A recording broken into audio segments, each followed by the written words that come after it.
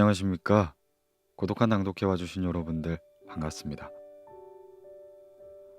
살다 보면 문득 마주하게 되는 질문들이 있습니다. 나는 누구인가? 어떻게 살아야 하는가? 삶이란 왜 괴로운 것인가? 힘든 마음의 위로가 필요해서 심리학 서적을 들춰보기도 하고 근본적인 원인을 알면 나아질까 싶어 과학적으로 접근해 보기도 하죠. 하지만 우리가 겪는 고통은 크게 나아지지 않고 매번 비슷한 질문들 사이에서 헤매이게 됩니다. 오늘 소개해드릴 도서 오래된 질문은 이러한 고통을 해결하고자 하는 여러 지혜들이 담긴 도서입니다. 영국의 옥스포드 대학교 생물학자인 데니스 노블 교수가 아내가 병원으로 고생하다가 사망한 이후 삶과 인생에 관한 고민에 대해 한국 스님 네 분과 같이 이야기를 나눈 내용을 이 책 속에 정리한 것인데요. 불교의 철학과 가르침 안에서 우리가 겪는 삶의 고통을 이해하고 나아가 해결할 수 있는 방법, 우리가 살아가면서 무엇을 돌아봐야 하는지, 이 책은 스님들의 가장 명쾌하고 쉬운 언어로 부다의 가르침에 대해 알려주는 책이라 볼 수 있겠네요. 저는 책을 읽으면서 점점 자신을 돌아보고 생각하게 되는 시간이 되었는데요. 청취자 여러분들께도 그런 시간이 되었으면 좋겠습니다. 네, 그럼 부다의 가르침 오래된 질문, 오늘 고독한 낭독회에서 잠시 만나보시죠.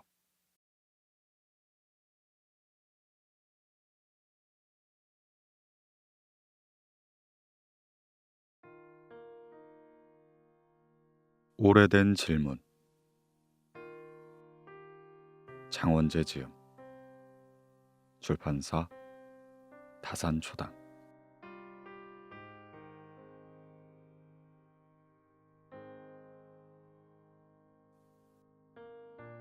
우리는 계속 변하고 있다. 금강.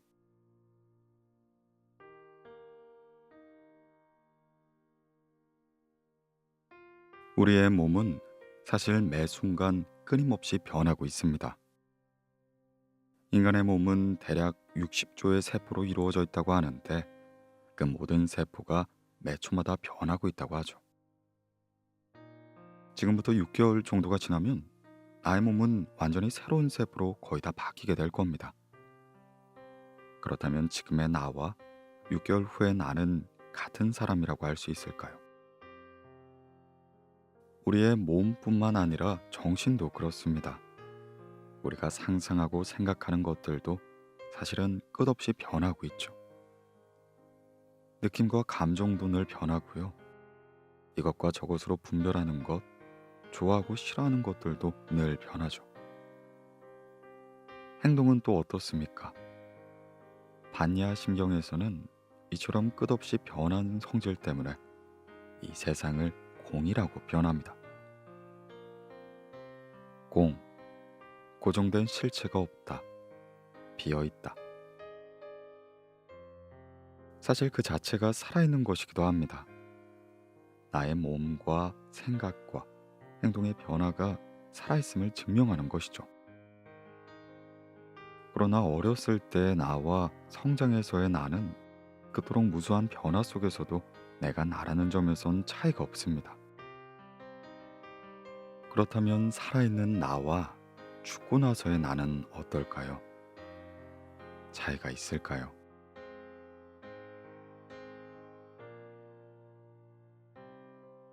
삶과 죽음은 바다의 파도와 같아서. 도법. 사람들은 대개 죽음에 대한 불안과 공포를 가지고 있습니다. 그러니까 삶은 좋은 것이고 죽음은 나쁜 거라고 알고 있죠. 이런 게 요새 말로 하면 가짜 뉴스가 된 겁니다. 뭘 잘 모르고 하는 말인 거죠. 진실을 들여다보면 사람들이 생각하는 그런 생도 존재하지 않고 그런 죽음도 존재하지 않습니다. 반야심경에 보면 불생불멸, 불구부정, 불증불감이라는 말이 나옵니다. 이 세상, 모든 존재의 실체를 묘사하고 있는 내용입니다. 그 뜻을 풀어보면 다음과 같습니다. 생겨나는 것도 사라지는 것도 없다. 더러움도 깨끗함도 없다. 늘어나는 것도 줄어드는 것도 없다. 대단히 심오하고 어려운 문구가 아닙니다. 알고 보면 매우 상식적인 이야기입니다. 색안경을 벗고 맨눈으로 바라보기만 하면 누구나 알 수 있습니다. 삶과 죽음에 시작과 끝이 있습니까? 사람들이 생각하는 그런 생사는 존재하지 않습니다. 삶과 죽음은 마치 바다의 파도와 같습니다. 눈앞에 파도만 딱 놓고 보면 마치 시작과 끝이 있는 것 같죠. 일어나기도 하다가 사라지기도 하니까요. 하지만 파도 하나만을 따로 떼놓을 수가 있을까요? 바다를 떠난 파도가 따로 있을 수는 없죠. 분리가 될 수 없습니다. 파도가 칠 때도 바다고 가라앉아도 바다입니다. 그러니까 파도라는 것은 그저 바다 안에서의 움직임일 뿐, 거기서 시작과 끝은 따로 존재하지 않습니다. 다만 조건에 따라서 끊임없이 움직이고 있을 뿐이죠. 생명도 마찬가지입니다. 우리 인간은 모든 부모에게서 유전자를 물려받아 살아가고 또 자식들에게 유전자를 물려주는 방식으로 생을 이어왔습니다. 삶과 죽음은 매우 밀접하게 이어져 있는 것이고 생명의 본질을 말할 때 서로 분리할 수 없는 것입니다. 그런데 우리는 시작과 끝으로 그걸 구분한 뒤에 시작은 좋아하고 끝은 싫어합니다. 한없이 생에 집착하고 죽음에는 벌벌 떨게 되는 거죠. 삶도 죽음도 모두 생명 활동의 하나가 됩니다. 개별 생명체가 태어나면 시작이고 죽으면 끝이고 그런 게 아닙니다. 그저 끝없이 이어지는 생명 활동의 여러 모양 중에 하나인 거죠. 이 사실을 깨닫게 되면 생에 대한 지나친 애착에서도 자유로워질 수 있고 죽음에 대한 불필요한 공포에서도 자유로워질 수 있습니다. 이렇게 자유로운 삶을 살아야 한다고 말하는 게 부다의 깨달음이고 가르침입니다.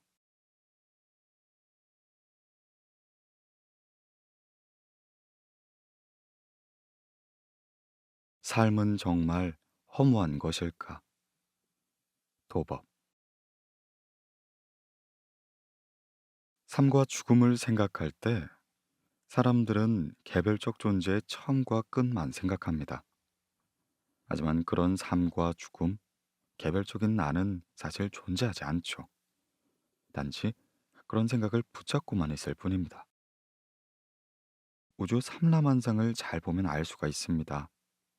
이 세상의 모든 것은 그물코처럼 연결되어 서로 의지하고 영향을 주고받으면서 존재하고 있습니다. 나의 몸만 들여다봐도 그렇죠. 천조의 미생물들이 그물꽃처럼 연결되어서 활동하는 결과가 인간의 생명체인 겁니다.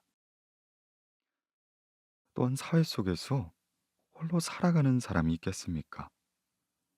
인간을 포함한 지구상의 모든 생명체가 우리의 안처럼 그물꽃처럼 연결되어 활동하는 게 바로 세상이고 우주인 겁니다.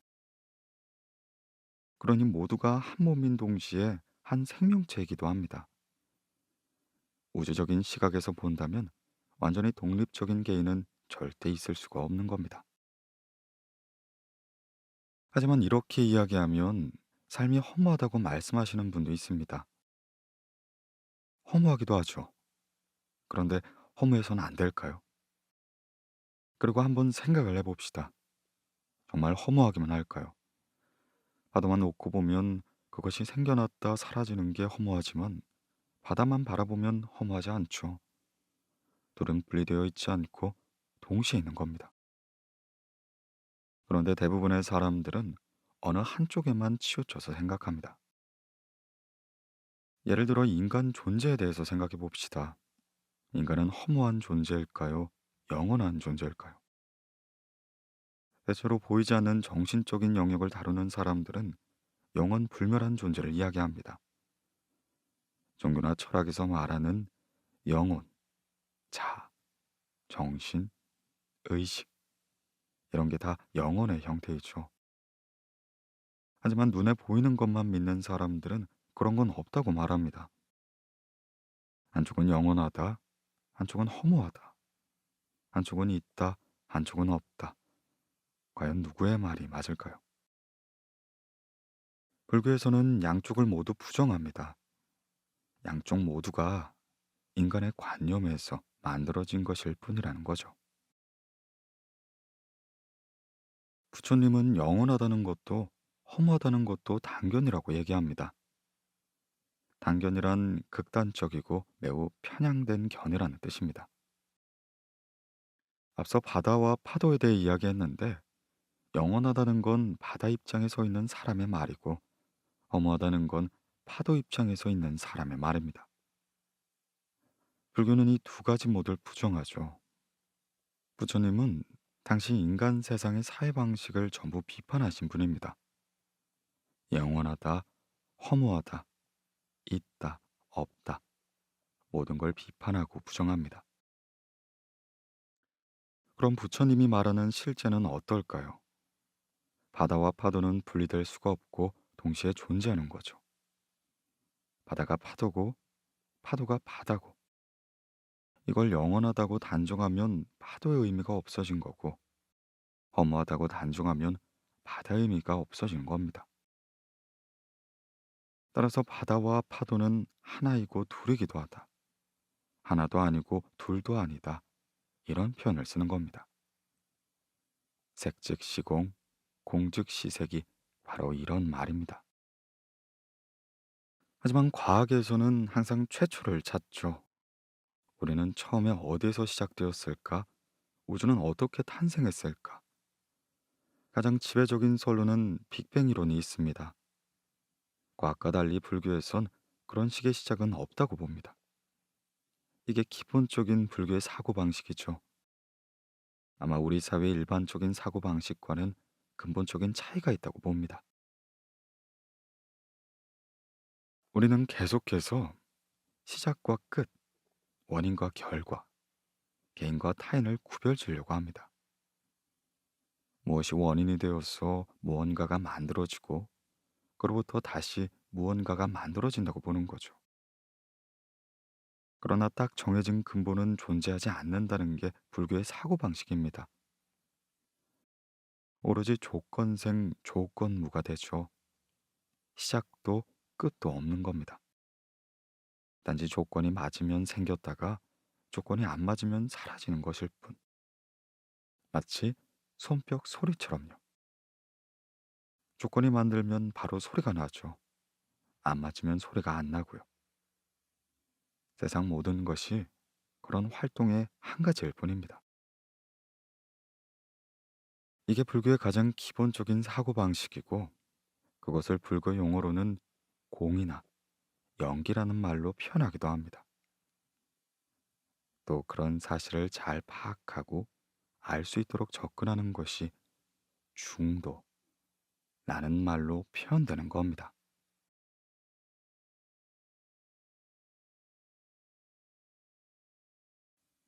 도법, 고통에서 벗어나려면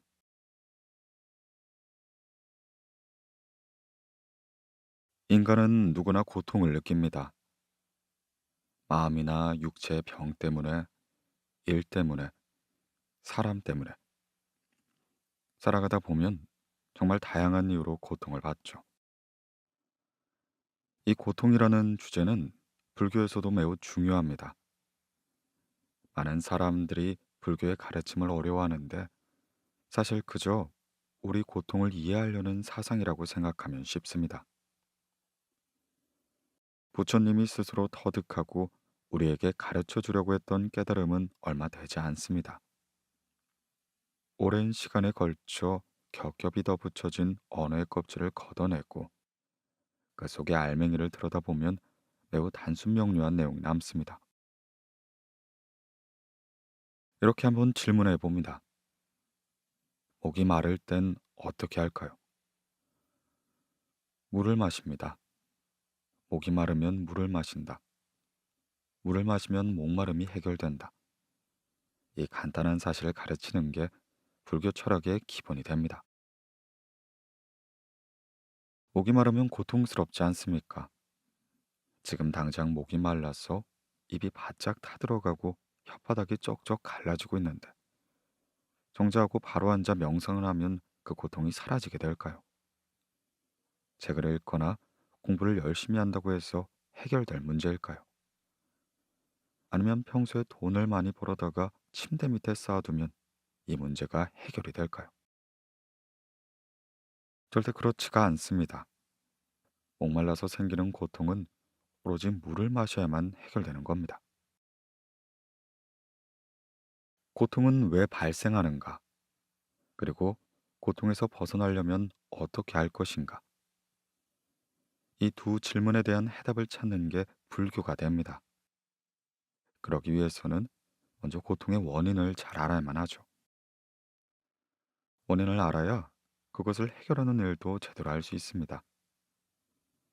사실을 정확히 직시하고 그것에 맞게 문제를 다루면 우리 삶은 매우 단순 명료해집니다.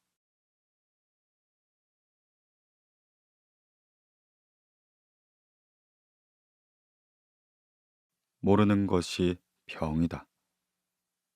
성파. 우리를 둘러싼 수많은 고통들, 사회적 갈등이나 심각한 문제들, 지금 당신이 앓고 있는 걱정과 불안 같은 여러 괴로움에서 벗어나게 해주는 약이 있다고 합시다. 그런데 정작 환자 본인이 그 약을 거부한다면 어떨까요? 부처님은 이렇게 말했습니다.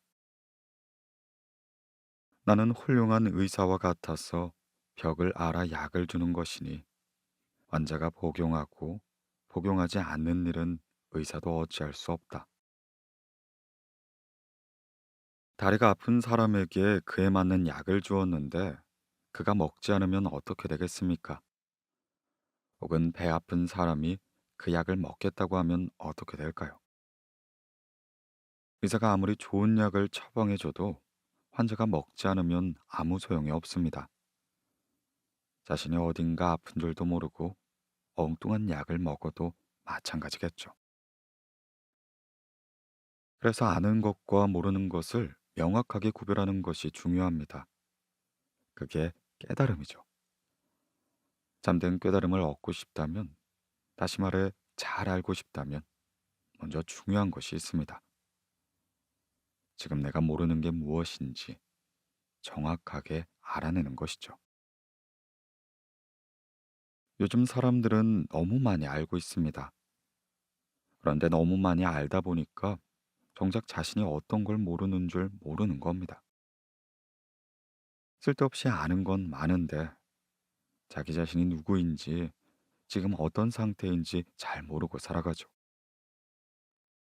정작 중요한 것을 모르는데 그 모른다는 사실조차 모르고 살고 있습니다. 중요한 건 쓸데없이 많은 걸 아는 게 아닙니다. 내가 모른다는 걸 아는 것이죠. 모르고 있다는 걸 모르는 것, 그게 가장 큰 병입니다.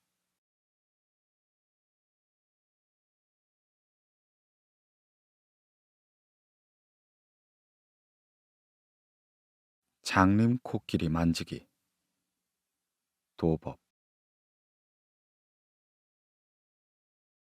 원효 스님은 깨달음에 대해 재미있는 비유를 남겼습니다. 바로 장님 코끼리 만지기 비유이지요.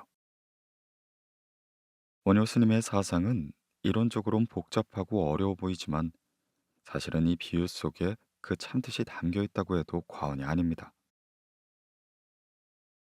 누먼 장님들이 코끼리를 만집니다. 그런데 코끼리의 생김새에 대해 물으니 다리를 만진 이는 기둥과 같다고 하고 몸을 만진 이는 벽과 같다고 말합니다. 모두들 직접 만져봤으니 자신의 주장이 옳다고 강하게 확신합니다. 그래서 열 사람이 만지면 열 사람이 다 싸움판에 휘말리죠. 이렇게 끊이지 않는 싸움 탓에 장님들은 매우 고통스럽고 불행합니다. 어떻게 하면 이 괴로운 싸움을 끝낼 수가 있을까요? 장님들이 눈을 뜨고 코끼리의 실체를 볼 수 있다면 모든 논쟁은 자연스럽게 해소될 겁니다. 바로 이처럼 마음의 눈을 뜨는 것을 불교에선 깨달음이라고 합니다. 깨달음을 너무 어렵거나 복잡하게 생각할 필요는 없습니다. 눈을 뜨고 실상을 보는 것이 곧 깨달음이죠. 이 세상의 실제 모습, 자기 자신의 실제 모습이 바로 코끼리라고 할 수 있습니다. 참모습에 대한 무지, 왜곡된 이해와 인식이 수없이 많은 싸움을 만듭니다. 눈을 뜨고 코끼리를 보는 순간 모든 다툼이 해결되고 그로 인해 고통과 불행에서 자유로워지죠. 이처럼 문제를 있는 그대로 관찰하고 실상을 제대로 파악하면 그 안에 해답은 저절로 나오게 되어 있습니다. 그런데 우리는 어떡합니까? 우리는 대개 엉뚱한 데에 중점을 두고 문제를 해결하려고 합니다. 눈을 뜬다거나 진짜 코끼리를 보는 데는 별로 관심이 없고 서로의 의견을 바꾸려 애를 쓰게 됩니다. 다른 주장을 하는 상대를 어떻게 설득하고 합의할 것인가, 혹은 어떻게 이기고 제압할 것인가를 골몰하는 거죠. 그러한 합의와 절충은 당장의 불을 끌 수 있을지는 몰라도 진정한 해결책이 되지 못합니다. 코끼리의 반은 기둥이고 반은 벽이라는 식으로 극적인 타협을 본다고 해도 머지않아 새로운 시비를 따지는 장님이 나타날 테니까요. 결국 싸움은 끝없이 반복될 겁니다. 그러니 오로지 실체를 온전히 파악해야만 문제를 제대로 해결할 수 있겠죠.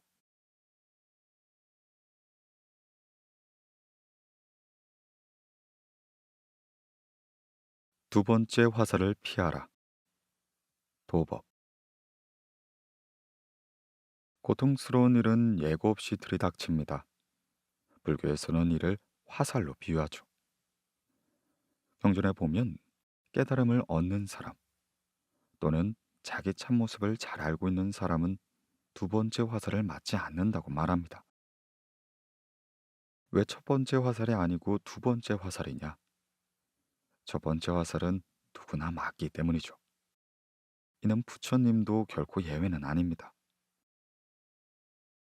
하지만 깨달은 사람과 그러지 못한 사람의 차이는 그 이후에 있습니다. 깨달은 사람은 첫 번째 화살만을 맞지만 깨닫지 못한 사람은 두 번째, 세 번째 화살을 연이어 맞는 겁니다. 여기 길가에 아름다운 꽃 한 송이가 피어 있습니다. 누구든지 꽃을 보고 좋다는 감정을 느낄 수가 있죠. 그걸 첫 번째 화살이라고 합시다. 첫 번째 화살은 누구나 다 맞게 되어 있습니다. 부처님도 꽃을 보면서 저 꽃은 참 아름답다 하면서 꽃의 아름다움을 마음껏 즐길 겁니다. 그런데 깨닫지 못한 사람들은 저 꽃이 참 아름답다 하는 데서 그치지 않고 저 꽃을 꺾어 가서 내 방에 놓으면 좋겠다 라고 이어지는 겁니다. 이게 바로 문제의 두 번째 화살이죠. 그러면 어떻게 될까요? 두 명의 사람만 있어도 서로 꽃을 가져가겠다고 싸움이 일으키게 됩니다. 두 번째 화살을 맞지 않는다면 꽃 한 송이로도 70억 인구가 아름다움을 만끽할 수 있습니다. 그런데 두 번째 화살을 맞게 되면 지구 전체는 한순간에 싸움판이 되어버립니다. 두 번째 화살을 맞는가, 안 맞는가는 완전한 다른 결과를 가져오죠. 한 가지 더 예를 들어 봅시다. 여기 아주 나쁜 짓을 한 사람이 있습니다. 저 사람은 나쁜 사람이다. 부처님도 여기까진 갑니다. 그런데 우리는 더 나아가죠. 저 사람은 나쁜 사람이야 하면 곧바로 분노와 증오, 적개심이 이어집니다. 소위 정의감이 강하다는 사람일수록 그런 감정은 더 강하게 표출됩니다. 이게 두 번째 화살인 거죠. 이렇게 두 번째 화살, 세 번째 화살을 맞으면 점점 나의 고통이 불어나게 됩니다.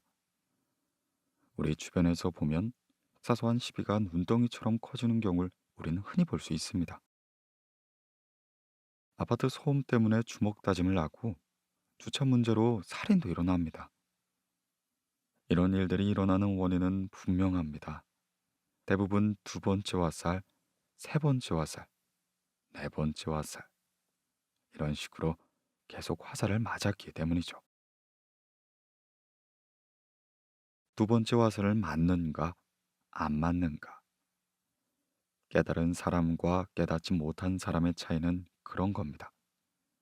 알고 보면 그리 특별한 것도 아니죠. 하지만 꼭 알아야 하는 진리입니다. 결국 길을 잘 모를 때 헤매느라고 너나 없이 고생하는 거니까요. 다음은 두 번째 화살에 관해 부처님이 말씀하신 초기 경전의 일부입니다. 수행승들이여, 가르침을 배우지 못한 보통 사람도 잘 배운 고귀한 제자도 똑같이 즐거움, 괴로움, 즐겁지도 괴롭지도 않은 감정을 느낀다. 그렇다면 배우지 못한 일반 사람과 잘 배운 고귀한 제자 사이엔 어떤 차이가 있는가? 수행승들이여, 배우지 못한 보통 사람은 괴로움과 마주하며 우울하고 피곤해하며 통곡하며 미혹에 빠진다. 그는 몸과 마음 두 가지 고통을 느낀다. 이를테면 사람을 첫 번째 화살과 두 번째 화살로 찔렀을 경우, 그는 두 개의 화살 때문에 몸으로 마음으로 두 가지 고통을 느낀다. 괴로운 느낌과 접촉하면 그에 대해 분노한다. 그런가 하면 괴로움에 벗어나기 위해 즐거움을 쫓고 감각적인 쾌락에서 활락을 찾는다. 이는 왜 그런 것일까? 그는 감각적인 쾌락 이외 괴로운 느낌으로부터 벗어나는 길을 잘 알지 못하기 때문이다. 그는 감각적 쾌락의 욕망에 즐거워하며 그에 대해 탐욕에 빠진다. 그는 그런 느낌이 발생하고 소멸하는 것, 유혹과 위험이 있는 그대로를 분명히 알지 못한다. 그저 괴로움, 즐거움, 즐겁지도 괴롭지 않은 감정을 속박으로 느낀다. 그러므로 나는 그를 삶, 늙음, 죽음, 슬픔, 비탄, 고통, 근심, 절망 등의 괴로움에 속박된 자라 부른다. 수행승들이여, 잘 배운 고귀한 제자는 괴로움을 마주해도 우려하지 않고 피곤해하지 않는다. 슬퍼하지 않고 통곡하지 않으며 미혹에 빠지지 않기에 단 한 가지의 신체적인 고통만을 느낀다. 이를테면 사람을 첫 번째 화살로 찌르고 두 번째 화살로 찌르지 않는다고 해보자. 그는 단 한 개의 화살 때문에 몸의 고통 한 가지만 느낄 것이다. 그러므로 괴로움을 마주해도 그에 대해 분노를 느끼지 않고 굳이 즐거움을 쫓고 감각적 활락을 찾지 않는다. 이는 왜 그런 것일까? 잘 배운 고귀한 제자는 괴로움에서 벗어나는 올바른 길을 알기 때문이다. 그는 감각적 쾌락의 욕망을 즐기지 않으며 즐거움에 대한 탐욕에 빠지지 않는다. 그는 그런 느낌이 일어나고 사라지는 것, 유혹과 위험을 있는 그대로 분명히 한다.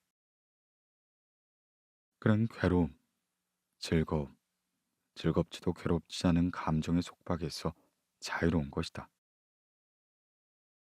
그러므로 나는 잘 배운 고귀한 제자를 삶, 늙음, 죽음, 슬픔, 비탄, 고통, 근심, 절망과 같은 괴로움의 속박에서 벗어난 자라고 부른다.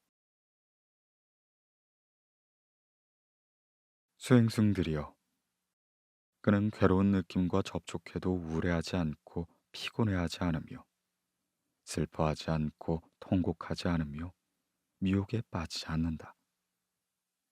그러기에 단 한 가지 몸의 고통만을 느낀다.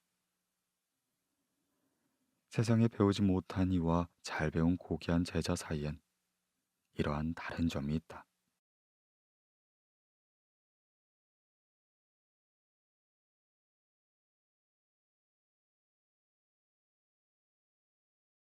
나를 화나게 하는 사람들. 금강. 많은 분이 인간관계에 어려움을 느낍니다. 어떤 분은 이렇게 말하죠.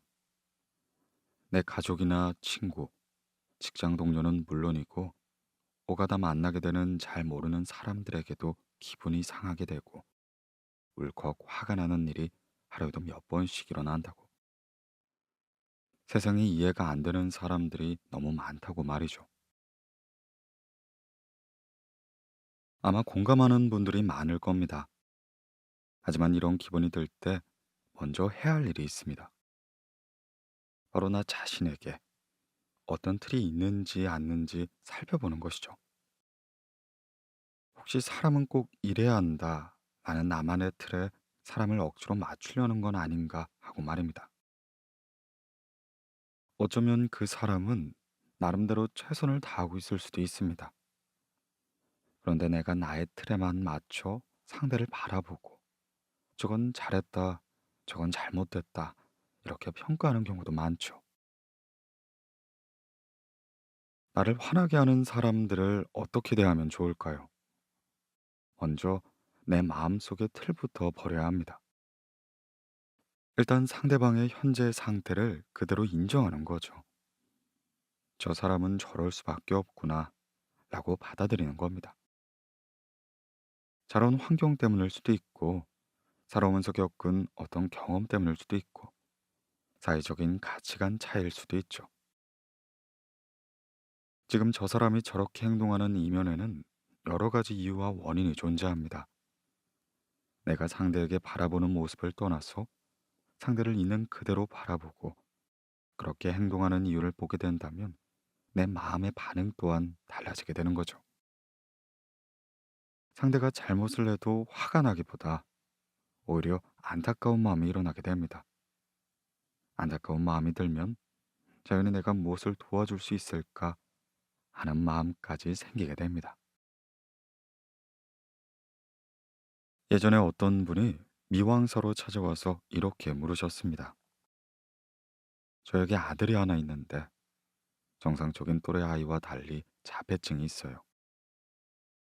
지금처럼 잠시라도 멀리 떨어져 있으면 늘 불안합니다. 이제 아들 나이가 20살이 넘었는데도 항상 불안을 아는 채 살고 있습니다. 저는 다른 문제는 하나도 없는데 이 아들 하나 때문에 늘 노심초사하게 되니 무척이나 괴롭습니다. 제가 어떤 마음을 가져야 합니까?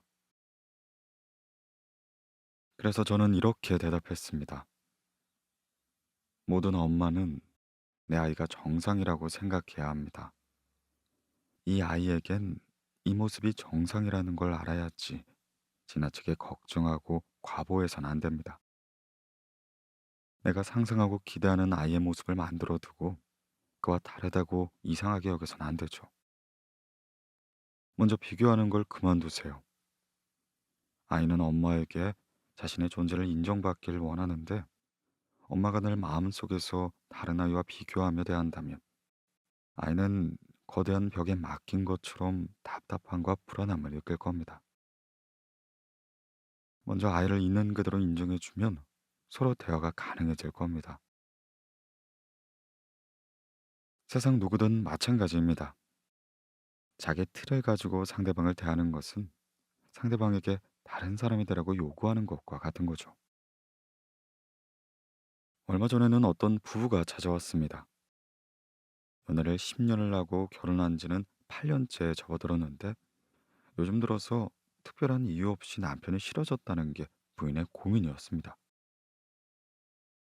남편 냄새도 싫고 가까이 오는 것도 싫어요.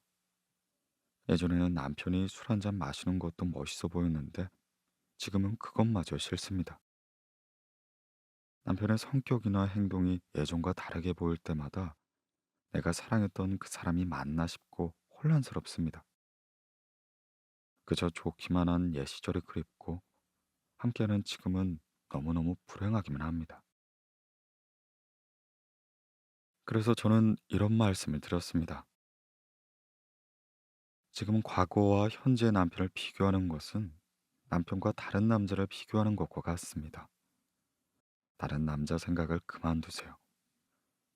지금 옆에 있는 남편의 모습만 보면 됩니다. 행복한 결혼 생을 원한다면 과거가 아닌 현재의 남편을 마주보고 있는 그대로 받아들이는 일부터 시작해야 합니다. 위의 두 경우 모두 자신의 태도로 말미암아 스스로에게 고통을 주고 있습니다. 내가 원하는 대로 상대가 행동하지 않으면 계속 마음이 부대끼는 거죠. 왜 내 뜻대로 안 될까? 왜 그런 행동을 할까? 하면서 괴로워지는 겁니다. 상대방의 행동은 그대로인데 나의 관점이 바뀌어서 그 행동이 불편해지기도 합니다. 모든 문제가 내 마음에 있는 거죠. 내가 만든 틀을 깨야 합니다.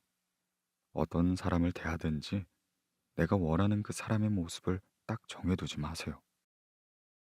상대방을 있는 그대로 존중해 주세요. 그러면 비로소 그 사람을 진정으로 이해할 수 있고 사랑이 싹트게 됩니다.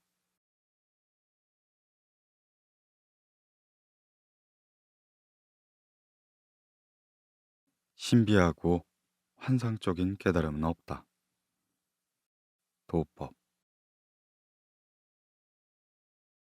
저는 17살 때 출가를 했습니다. 그게 뜻이 있었던 게 아니라 인연을 따라 절에 들어온 것이죠. 그런데 19살 때쯤에 어머니가 위독하다는 전가를 받았어요. 그때 처음 죽음의 문제를 충격적으로 받아들이게 됐습니다. 사람이란 반드시 죽게 되어 있는 거구나 하면서 인생에 대한 허무감이 강렬하게 밀려왔죠. 인간이 태어나면 기껏 70년에서 80년 살다가 죽는데 어차피 죽을 거 이 허무한 인생을 살아야 할 이유가 뭘까 하고 말입니다. 세상 사람들은 거의 아기 다툼의 삶을 살잖아요. 이렇게 허무한 인생 아둥바둥 살아야 하는 이유가 뭘까? 이런 물음이 제 안에서 사무치게 차올랐습니다. 인간이라고 하는 게 뭔지, 왜 태어났는지, 왜 죽는지, 왜 살아야 하는지 등의 물음들이 계속 꼬리를 물고 이어졌습니다. 이에 대해 해답 없이 살아가는 것은 바보 천지 같은 짓이니 꼭 알아야 한다고 생각했습니다. 그 답을 모르고 살아간다는 사실이 고통스러웠죠. 비로소 인간의 생에 대한 실존적인 고민을 시작한 겁니다. 이러한 답을 찾으려고 경전도 공부하고 법문도 듣곤 했습니다. 그런데 지금도 그렇고 역사 속의 모든 선불교 스승들에 따르면 그 문제를 해결하기 위해선 오직 참선하며 스스로 깨달아야 한다고 했습니다. 진리의 말로 설명될 수 없고 직접 체험에 의해서만 전해진다고 합니다. 그러면 나 또한 깨달아야겠다고 굳게 다짐하고는 산에 들어가기 시작했습니다. 벽을 향해 앉아서 하루에 10시간, 12시간, 많게는 14시간 참선하면서 10년간을 수행했죠. 그런데 깨달음을 얻지 못했습니다. 10년 동안 몸부림을 쳤는데도 끝내 깨닫지 못한 거죠. 참선 수행을 통해 의문을 풀고자 한 건데 그게 잘 안 되니까 그 외의 것은 별 의미가 없었습니다. 그래서 수행을 멈추고 산으로 내려오게 되었죠. 저는 크게 좌절했지만 어떻게든 해답을 구하고 싶던 차에 부처님이 떠올랐습니다. 불교에서는 제가 고민했던 그 물음에 대해 답을 찾은 최고의 대가가 부처님이잖아요. 그래서 자기 존재에 대해서 인생과 세상 본질에 대해서 가장 잘 파악하고 있는 진정으로 바람직한 삶을 살았던 인물인 부처님의 실제 삶이 어땠을까 관심을 두기 시작했습니다. 스스로 깨달음을 얻어서 해결하는 방식이 아니라 부처님의 삶에서 무언가를 배우고 익히려던 셈이었죠. 훗날 제가 좌절한 이유가 뭘까 하고 생각해 보니 불교에서 이야기하는 깨달음이나 참선 수행을 잘못 이해하고 접근했기 때문이라는 걸 저는 알게 되었습니다. 선방 안에 틀어박혀서 좌선하고 용맹정진하고 오랜 시간 돌을 닦으면 뭔가 심오한 깨달음을 얻게 된다고 믿었는데 막상 해보니까 그런 깨달음은 없다는 생각이 들었습니다.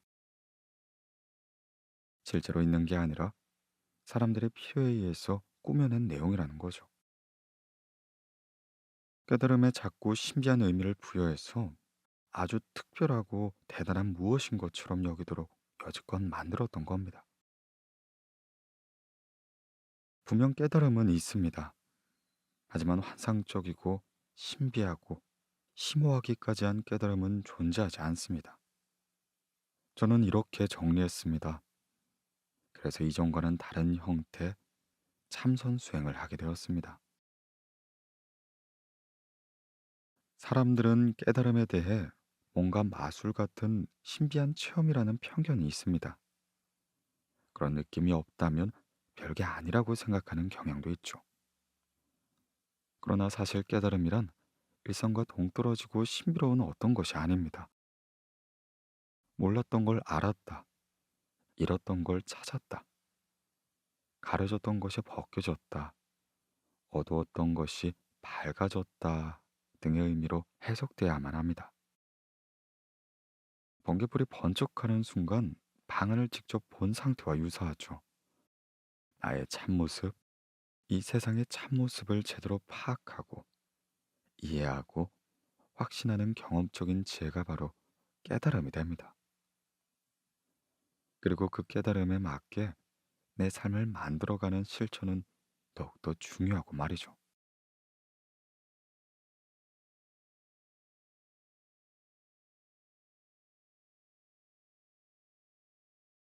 증오와 분노에 휩쓸리지 않는 삶, 도법, 자유와 평화, 해탈과 열반의 다른 이름입니다. 불교에서는 깨달았으면 해탈했다, 열반의 삶이 이루어진다고 말합니다. 그런데 사람들에게 이 깨달음, 해탈, 열반이란 말들이 굉장히 신비화된 경향이 있습니다. 마치 어떤 환상적인 행위나 기적처럼 말이죠. 열반에 든 수행자의 이야기가 신화나 전설처럼 전해 내려오고 신선처럼 아주 비현실적인 존재로 그려지곤 합니다. 하지만 이런 인식이 실제 해탈과 열반과는 다소 거리가 있습니다. 오해를 피하기 위해서 해탈이란 말은 자유로, 열반이란 말은 평화로 바꿔도 된다고 보죠. 즉, 깨달아서 해탈했다, 열반에 들었다 라는 말은 깨닫게 되면 그 삶이 자유롭고 평화로워진다 라는 말과 같습니다. 해탈이나 열반은 불교 교리나 수행론만 가지고 그 의미를 확인하기 어렵습니다. 그렇다면 불교를 제일 잘 아는 사람, 수행을 제일 잘 아는 사람, 최고로 깊은 깨달음을 얻은 사람을 찾아보면 되겠죠. 가장 대표 주자가 바로 석가모니입니다. 해방과 열반이 무엇인지 자신의 삶으로 보여준 인물이 부처님이니까요. 후세에 다듬어진 교리보단 그분의 실제 삶이 어땠는지를 살펴보면 좀 더 이해하기 쉬울 겁니다. 경전에 기록된 부처님의 삶을 보면 일반적으로 알려져 있는 행적과는 사뭇 달라 보입니다. 많은 사람이 부처님은 깨달은 분이기 때문에 아무것도 안 해도 되고 뭐든지 저절로 이루어지는 안온한 환경에서 지냈을 거라고 생각하죠. 하지만 실제 기록을 살펴보면 부처님의 삶은 상식적인 기준에 봤을 때 매우 비극적이라고 할 수 있습니다. 난초처럼 고귀하게만 살았을 것 같지만 실제로는 온갖 고난으로 흙탕물 속을 뒹구는 삶에 가까웠죠. 80세에 인멸하기 전까지 평생 부족 간의 전쟁, 제자들 간의 분쟁, 자신에 대한 비난과 저주로 누구보다 복잡한 생을 살았습니다. 여러 차례 죽음의 위기도 넘겨야만 했고, 기나긴 전쟁 끝에 자신의 모국이 망하고 민족이 눈앞에서 참혹하게 살육당하는 모습까지 봐야 했습니다. 갈등을 해결하고 평화를 찾기 위해 목숨 걸고 전쟁터 한복판에 들어가기도 했지만 결국은 실패하고 맙니다. 이런 몇 가지 사실만 짚어봐도 부처님의 실제 삶을 짐작할 수 있죠. 그러면 부다가 깨달아서 해탈과 열반의 삶을 살았다고 하는 말은 도대체 무슨 뜻이 될까요? 지금 아비규환의 전쟁터 속에 있다고 한번 상상해 봅시다. 기분이 어떻겠습니까? 얼마나 커다란 불안과 공포가 몰려올까요? 나의 국가와 민족을 공격하는 적국에 대해서는 또 얼마나 커다란 분노와 증오가 일어나겠습니까? 그런데 부다는 그러지 않았습니다. 분노와 증오를 일으키지 않는다. 불안과 공포에 사로잡히지 않는다. 현실의 문제에 목숨을 걸고 직면하지만 결코 분노와 증오, 불안과 공포에 휩쓸리지 않는다. 어떻게 그럴 수가 있을까요? 결론부터 말하면 모든 문제를 곧 자신의 문제로 파악하기 때문에 그렇습니다. 나와 동떨어진 다른 누구의 문제가 아니라 결국은 나와 한 몸이고 한 생명인 존재들 사이에 벌어진 일이라고 보는 거죠. 그래서 상대를 분노와 증오가 일어나는 적이 아니라 일종의 환자로 바라보게 되는 겁니다. 보다의 시선으로 본다면 그들은 적이나 원수 또는 무자비한 사륙자가 아닌 그저 뭘 잘 모르고 잘못 행동하는 어리석은 환자인 거죠. 따라서 안타까운 마음을 가지게 되는 겁니다. 환자에게 분노한다고 해서 그들의 병이 치료되진 않죠. 증오한다고 해서 해결되는 건 아무것도 없고요. 병이란 오로지 진정한 관심과 애정과 보살핌으로만 치료가 됩니다. 그런 관점에서 현실의 문제를 직시하고 다루기에 우리가 그런 것처럼 분노, 증오, 불안, 공포에 사로잡히지 않습니다. 전쟁터 한복판에서도 이러한 감정들에 대해서 자유로울 수 있었던 거죠. 싸움은 싸움으로 해결되지 않는다는 걸 알고 진정한 해결책인 관심과 애정과 배려와 화합을 통해서 갈등을 해결하려 노력한 것입니다. 그런데 보통 사람들은 이런 부분을 잘 이해하기 어렵다고 말하죠. 오히려 원수를 눈앞에 두고 자기 감정을 과하게 표출하는 사람을 적극적이고 열정적인 사람으로 오인하는 경우가 많습니다. 하지만 그런 만용은 문제를 해결하긴커녕 자기 자신만을 더욱 괴롭게 만들죠. 해탈과 열반은 어떤 신비한 마법 같은 게 아닙니다. 지금 여기 나의 삶을 주인으로서 살고 어떤 문제도 다 나의 문제로 소화할 수 있는가가 핵심이죠. 만약 모든 걸 내 문제로 바라보게 된다면 어떤 갈등이 중심에 있다고 하더라도 이를 편안하게 다룰 수 있을 겁니다. 바로 이러한 진실을 알았다는 게 부타의 깨달음이 되죠. 부타도 똑같습니다. 우리와 크게 다르지 않은 인간인 거죠. 나이가 먹으면 병들고 늙어 죽고 하나도 다를 게 없습니다. 다만 차이가 있다면 그는 거짓에 흔들리지 않고 인생을 제대로 알고 살았으며 허튼 짓거리를 하지 않음에 삶이 자유롭고 평화로웠다는 겁니다.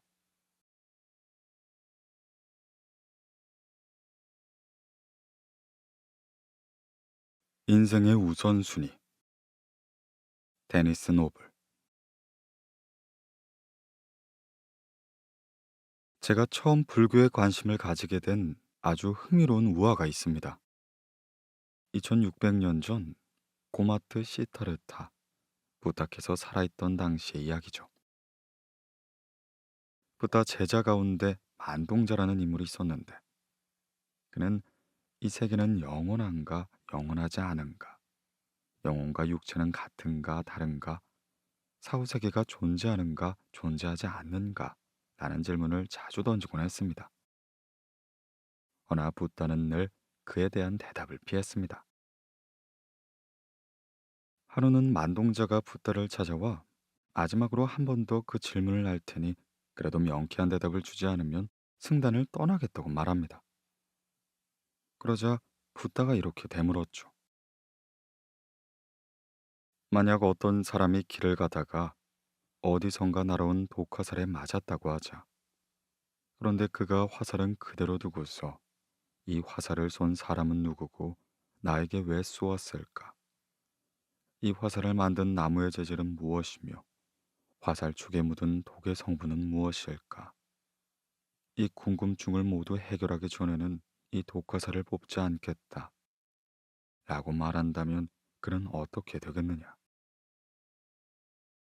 만동자가 대답했습니다. 독이 온몸에 퍼져 죽게 되겠지요.